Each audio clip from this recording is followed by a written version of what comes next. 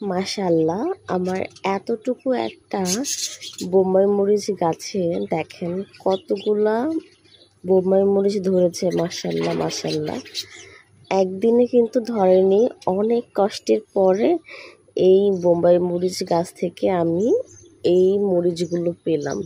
দেখেন মাশাআল্লাহ, এখানে অনেকগুলো মরিচ হয়েছে, সবাই মাশাআল্লাহ বলবেন।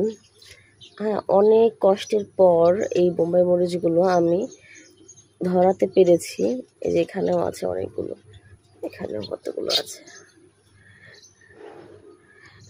অনেক টেক কেয়ারের পর, অনেকটা দিন অপেক্ষার পরে এই বোম্বাই মরিচ কিন্তু আমি অবশেষে আমার গাছে ধরাতে পেরেছি।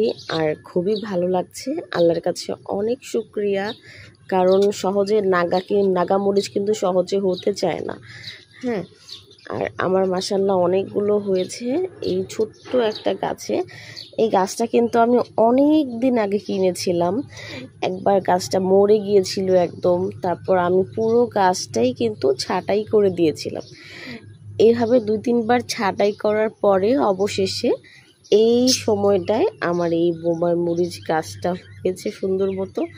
আর সবগুলো ফুল থেকেই মনে হয় আমার এই বোম্বাই মরিচটা ধরেছে।